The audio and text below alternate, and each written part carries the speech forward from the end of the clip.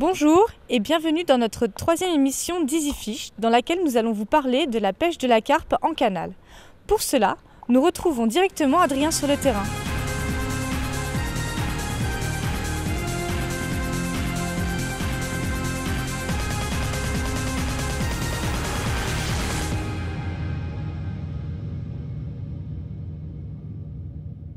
Bon alors bonjour à tous, aujourd'hui on se retrouve pour un petit week-end de pêche à la carpe, donc je suis avec mon ami Vincent Péruse.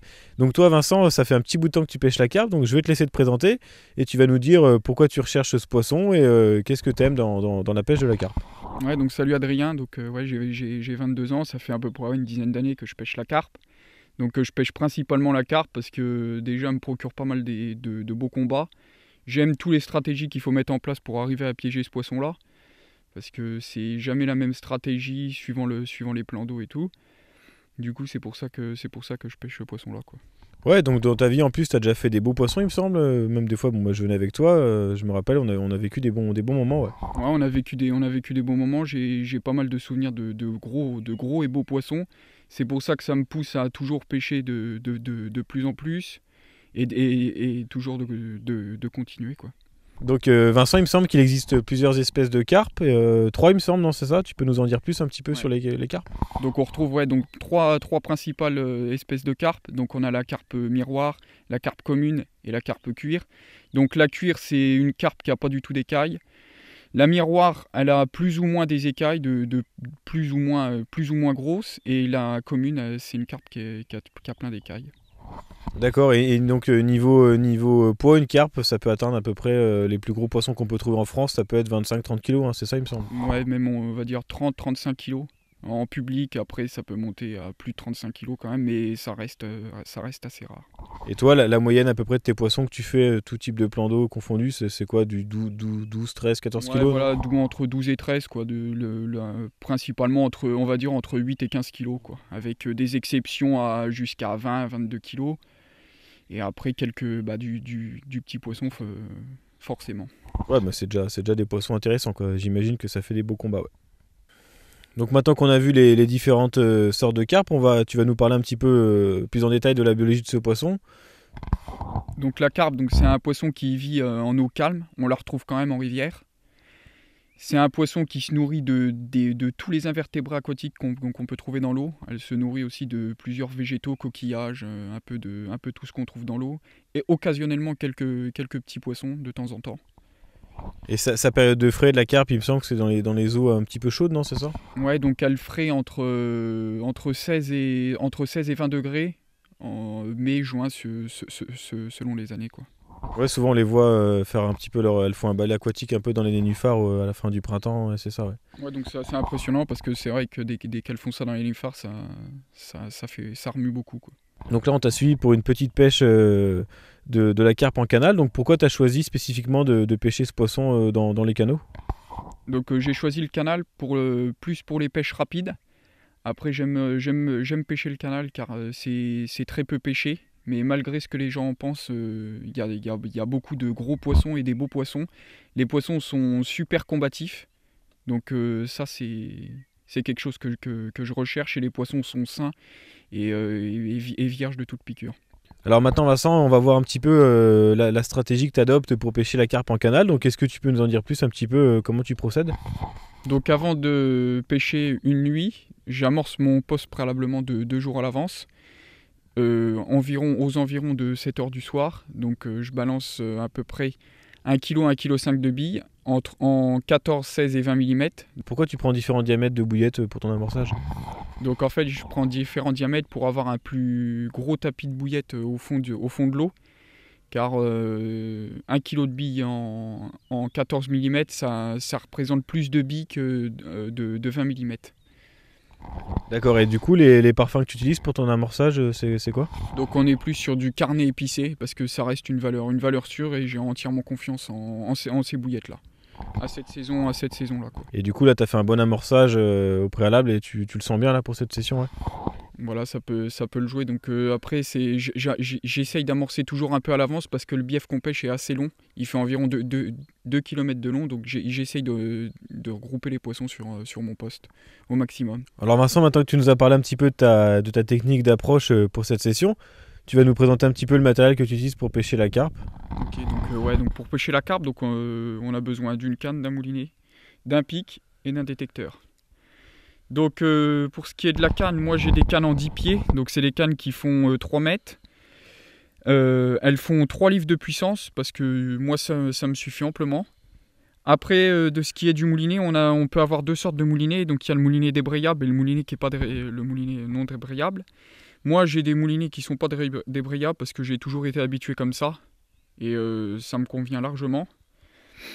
Après, de ce qui est du détecteur, donc le détecteur il va me servir à m'indiquer s'il y a une touche. Et à sonner et puis à pouvoir me réveiller dans la nuit avec l'aide de ma centrale.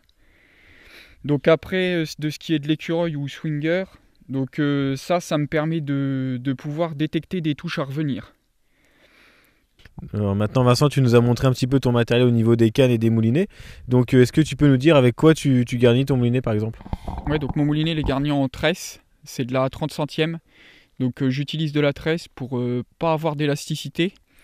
Et vu que lors de certaines sessions je pêche frein serré, il faut obligatoirement que je sois monté en tresse. Après, de ce qui est de la tête de ligne, donc c'est du nylon en 60 centièmes. C'est un gros diamètre pour pouvoir limiter les casques sur les obstacles qu'on peut trouver dans le canal.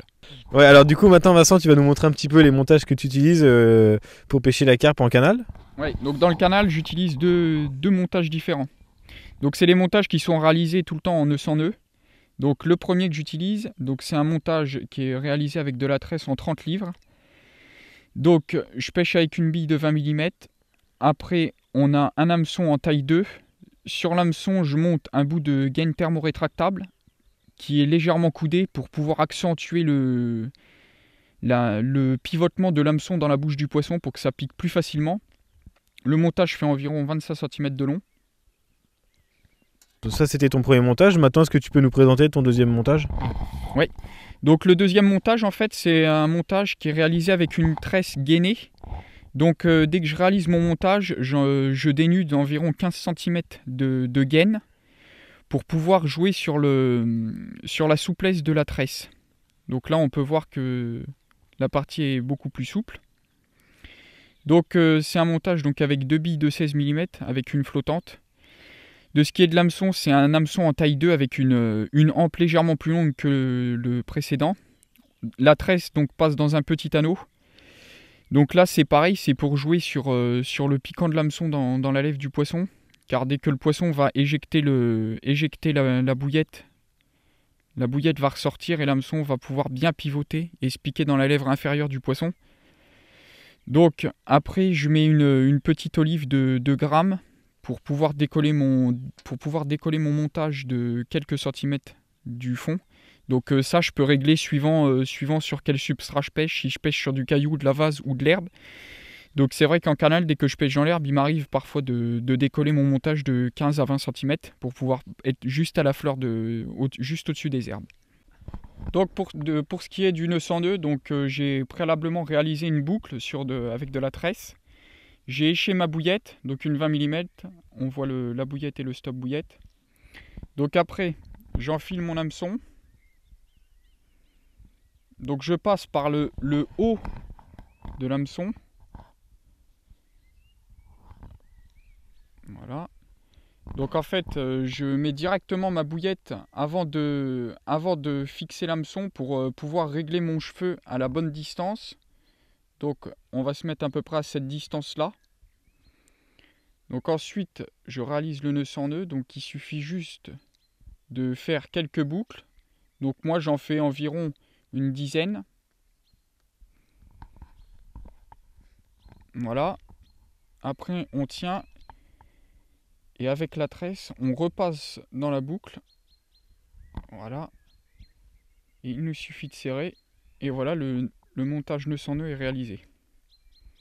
Pour ce qui est des plombs, donc on a deux types de plombs différents. Donc en premier, on a le plomb inline et après on a le plomb qui est monté sur clip plomb. Voilà le plomb inline. Donc en fait, le plomb inline, ça veut dire que le fil passe à l'intérieur du plomb. Donc en fait, ce système de plomb va nous servir à être plus autoférant. Pour ce qui est du deuxième, donc en fait, on a un plomb qui est monté sur un clip plomb. Donc en fait, le fil passe à l'intérieur d'un clip plomb.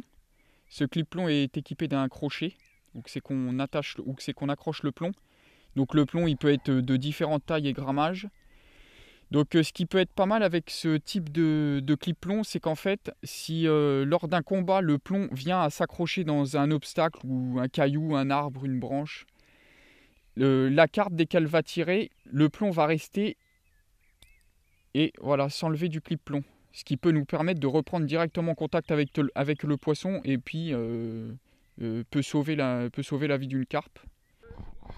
Bon, du coup, Vincent, maintenant on va parler un petit peu de la friture de carpe parce qu'il me semble que c'est ta spécialité. Ouais, ça doit sûrement être ça, ouais. C'est fini le temps des viandards. Tu vas voir, non, je vais plutôt te montrer ce que j'utilise pour mon matériel de no-kill. Montre-nous, ouais. Donc, pour ce qui est de l'épuisette, donc c'est une épuisette avec un grand filet et une grande ouverture, ce qui va nous permettre de facilement réceptionner les poissons. Donc après, on a le tapis de réception. Donc là, ce modèle-là, c'est un tapis qui est gonflable. Donc en fait, ça va nous permettre de poser le poisson et de le mettre en sécurité. Donc ce tapis-là, il faut tout le temps qu'il soit humidifié avant chaque prise de poisson pour ne pas abîmer le poisson. Donc après, pour peser le poisson, on a le sac de pesée. Donc c'est pareil, ça, le sac de pesée, c'est un sac de grande dimension pour pouvoir accueillir les plus gros poissons, voire et même pour pouvoir protéger les petits poissons lors de la pesée. Donc dès qu'on met un poisson en sac, il faut bien faire attention que les nageoires soient bien collées au poisson pour pas les casser. Et pour finir, si on prend un poisson de nuit, on a ce qui s'appelle le sac de conservation qui nous permet de conserver le poisson jusqu'au lendemain matin. Voilà. Donc si j'ai bien compris, toi, tu es 100% no-kill et tu es dans le total respect du poisson. Ouais, donc moi, c'est chaque poisson qui est pris en photo et obligatoirement relâché où je l'ai pris. Donc maintenant, Vincent, pour finir, tu vas nous parler d'une partie super importante. On va regarder les bouillettes que tu utilises pour pêcher la carpe. Ouais, donc pour l'instant, je vais vous parler des bouillettes flottantes. Donc j'utilise en premier ces bouillettes flottantes, tiens, tu peux sentir. Ouais, ça sent donc bon. c'est des bouillettes qui sont fruitées. Les deuxièmes, donc c'est encore des bouillettes fruitées, tiens, tu peux sentir. Celles-là, c'est des bouillettes c'est des bouillettes à la mûre. Donc en fait, ces bouillettes flottantes, elles vont me permettre de faire flotter mon montage. Donc premièrement, elles vont être plus visuelles dans l'eau. Et deuxièmement, elles vont me permettre de présenter mieux mon montage dans l'eau. Parce qu'on sait que toutes les berges du canal, c'est pas mal encombré. Je pêche plus ou moins sur des blocs de cailloux et tout. Donc ça me permet que mon montage soit bien dégagé du fond. Mais il me semblait que tout à l'heure, tu nous avais dit que tu roulais toi-même tes bouillettes. Donc est-ce que tu peux nous en dire un petit peu plus ? Ouais, donc tiens, tu peux regarder. Donc ça, c'est mes bouillettes maison. Ouais. Donc il y en a deux différentes. Donc il y a des rouges et des bouillettes qui sont marron, voire de couleur délavée. Donc celles-là, tu peux sentir, elles sentent pas comme les autres. Ouais, c'est vrai que ça fait moins envie. Celles-là, elles sont pas mal, quoi. Et tu peux sentir celle-là, c'est encore une autre. Ouais, effectivement, ça c'est beaucoup plus fort. Ouais. Et donc ça, c'est les bouillettes maison que tu fais, ouais, ça marche bien, tu as eu des bons résultats, donc c'est tout bénef pour toi, quoi. Donc c'est vrai qu'au début, dès que j'ai commencé à rouler mes bouillettes, j'étais pas très confiant au niveau de mes bouillettes.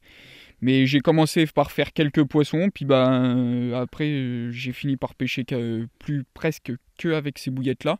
Donc je fais pas mal de poissons, voire de très gros poissons, donc j'ai entièrement confiance en mes billes. Mais ça n'empêche que j'utilise quand même quelques billes du commerce. Donc Vincent, du coup j'imagine que par exemple là pour cette session, tout l'amorçage et puis la session en général, ça te coûte un petit peu d'argent, ça représente un petit budget. Ouais, donc le budget peut être plus ou moins élevé, donc là c'est vrai que ça me revient pas trop cher, parce que donc du coup c'est mes bouillettes, donc elles me reviennent à 3 €, 4 € du kilo, donc ça reste assez raisonnable quand même. Après, si on veut avoir un budget encore moindre, on peut partir sur des graines, maïs, tiger nut principalement, ça revient directement moins cher. Après, c'est moins sélectif sur les poissons. Il y a une petite préparation peut-être avant de les jeter comme ça dans l'eau. Ouais, donc on a une petite préparation. Donc c'est vrai que pour tout ce qui est maïs, tiger nut, il faut préalablement les faire tremper environ 48 heures à l'avance pour bien les faire gonfler, et une fois qu'on les fasse cuire, qu'elles soient bien cuites à cœur. Parce qu'après, ça peut être assez dangereux pour le poisson si elles sont pas cuites.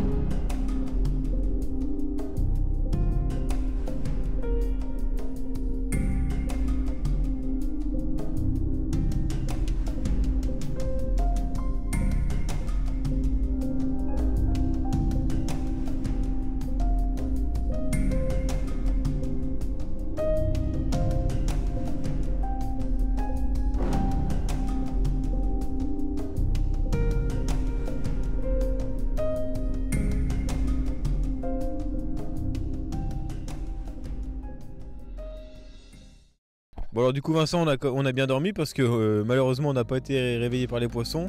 Donc je sais pas un petit peu ce que tu en penses, si tu peux nous expliquer un petit peu les raisons de cet échec. Bah ouais, du coup on n'a rien fait cette nuit. C'est vrai que le canal, là, ces 2 dernières semaines, il y a eu quand même pas mal de variations de niveau d'eau. Donc je sais pas si ça a joué. Et c'est vrai qu'à la période où c'est qu'on pêche, les eaux sont encore froides. Donc bah je sais pas pourquoi on n'a rien fait. On va essayer de retenter assez vite. Et bon, on verra bien.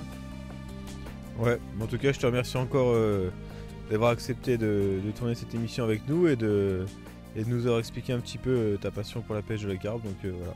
Bon bah ok, bon bah merci, et puis merci à vous, puis à bientôt.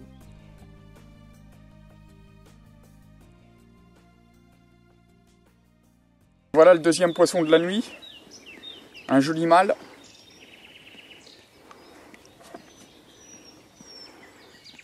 Un poisson qui a été pris avec une bille flottante et une bille dense. Voilà, on va aller la remettre à l'eau.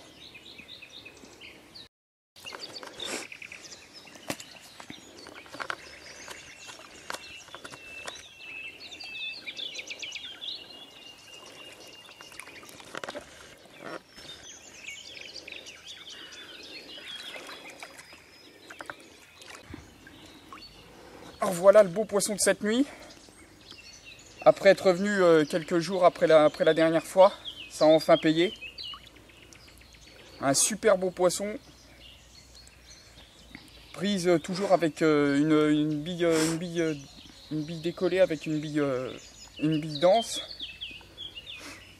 Voilà un poisson qui n'a pas encore frayé. Voilà. Je tiens à remercier Adrien et Julien pour avoir tourné la vidéo. Et puis Pauline pour m'accompagner à chaque session et puis pour m'aider dans la préparation des sessions. Bon bah voilà, on va aller la remettre à l'eau et puis on va rentrer content. Une super nuit. Voilà, à bientôt.